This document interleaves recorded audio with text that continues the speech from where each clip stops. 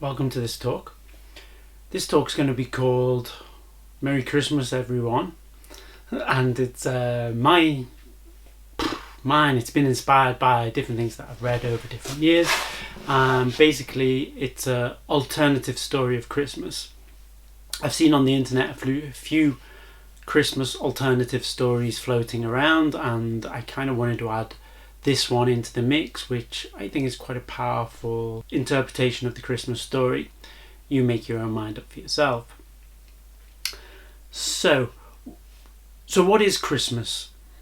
But most of us, those who are a bit more free thinking between us, will accept that the celebration of the Christmas time is at the time when it is because it correlates to the winter solstice. The year is split up into the winter and the summer solstices and the two equinoxes, which define the passage of the seasons during the year. And in spiritual terms, in mystical schools, the winter solstice has always been a powerful and important time of the year. So let's have a little look at the symbolism that we have during the Christmas periods. And the first symbol of Christmas that most people will instantly think about, and that's good old roly-poly Father Christmas in his red and white. I'm also in red and white today. I've got my Christmas Powers of 9 t-shirt on for the occasion. To add a little festive cheer to the video.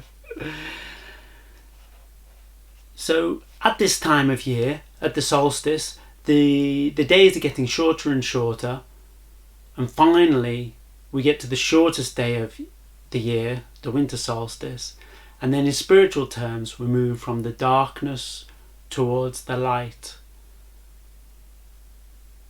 In the awakening practice, in spiritual terms, it's the end of one cycle and it's the starting of the next cycle. In terms of the mind, it's about breaking those cycles and coming into the awakened state. But let's come back to the actual focus of the symbolism of the Christmas story itself. So we've got roly-poly Father Christmas, who most people will accept that he wasn't a red and white guy from the very beginning, but he was a green, possibly Saint Nicholas, another part of another story, shamanic figure. And we know he comes from Lapland, so we're talking about a Scandinavian shaman, medicine man type figure. So the next symbolism that jumps into mind when we think about the Christmas story is of course the pine tree, the conifer tree, and the red and white presents underneath the tree. So the conifer tree with the red and white presents all at the bottom. What's that representing?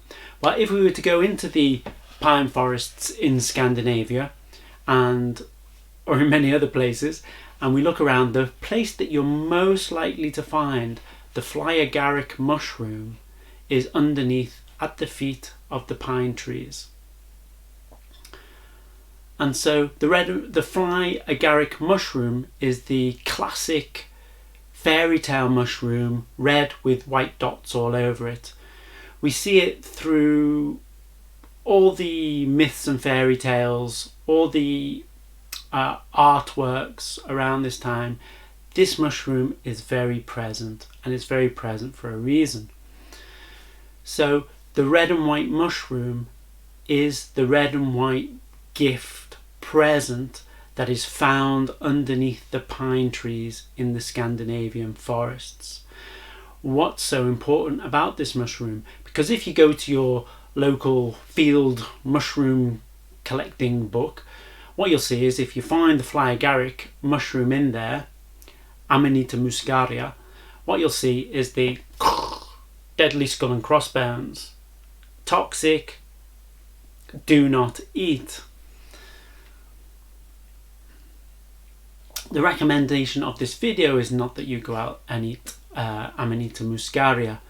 In order to be able to use aminita muscaria, it needs to be prepared in very specific ways, eaten in an inappropriate way, it is possible that it can be very toxic, possibly even deadly. But what it is sure is that prepared in the right way, you will certainly have a death-like experience, but it will be the death of the ego mind and not the death of the physical being.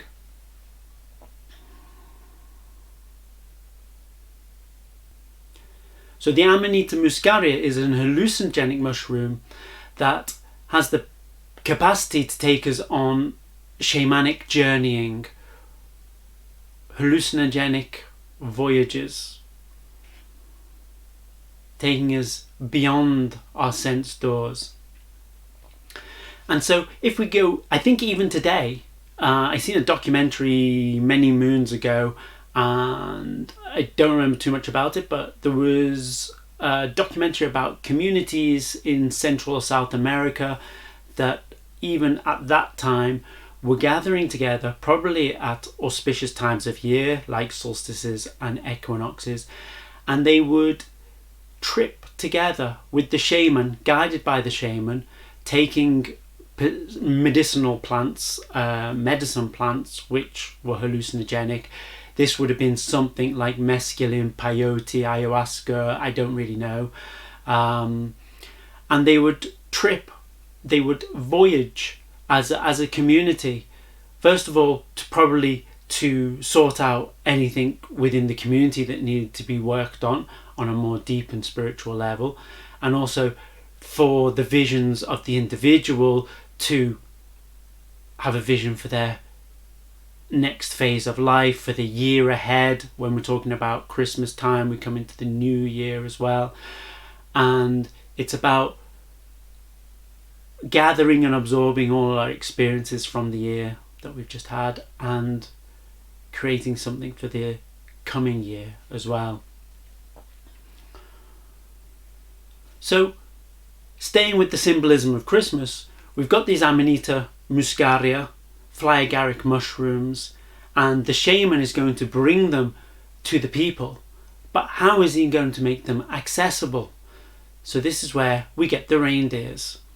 So one way of making Aminita muscaria digestible, accessible for human consumption, was that the shaman would feed the fly agaric to the reindeer, and then the reindeers would be flying because they'd be on Aminita muscaria, and quite possibly, this is just an idea, but possibly it might give them a red nose. And that's why Rudolph the red-nosed reindeer was chosen to be the one which would lead the sleigh in bringing the gifts to the people. And once the reindeers came to the people, once the shaman brought the reindeers to the people, then they'd take the urine from the reindeers, and that would be drunk by the practitioners in the ceremony that they were going to have. So let's box up that imagery once again. You've got the green Father Christmas, the shaman, the father of the ceremony. He's collecting the red and white gifts. These are the gifts to the people. And the gifts are going to be the visions and the voyage that we're going to take. And these are being picked under the pine, conifer trees, whatever, in the Scandinavian forests. They're then fed to the reindeers, who get nice red shiny noses with the intoxication. The reindeers are flying because they're flying on the substances themselves. They're then driven on the sleigh, bringing the shaman and the deer together to the village, to the people. So the idea of the sleigh being pulled with all the red and white gifts in the back, being brought together with the reindeer Rudolph with the red nose, to the people. And then we've got that one last image of Father Christmas, Santa, coming down the chimney with the gifts. So what's the chimney? The chimney is the chakra column being opened up by the fly agaric, and the shaman is there to guide and orient the people who needed that during their shamanic journey towards insights and understandings for the year ahead.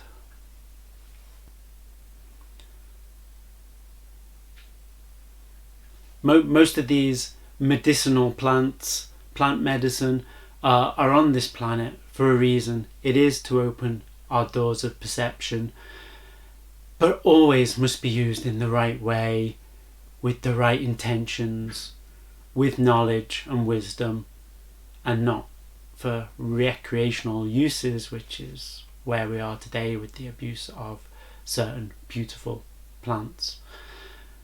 But taken in the right way, this can be powerful spiritual medicine, although not necessary for the evolution of our own consciousness. So I leave you with those thoughts, and I wish you all, if you're watching this at Christmas time, a Merry Christmas, and if not, just simply thanks for watching.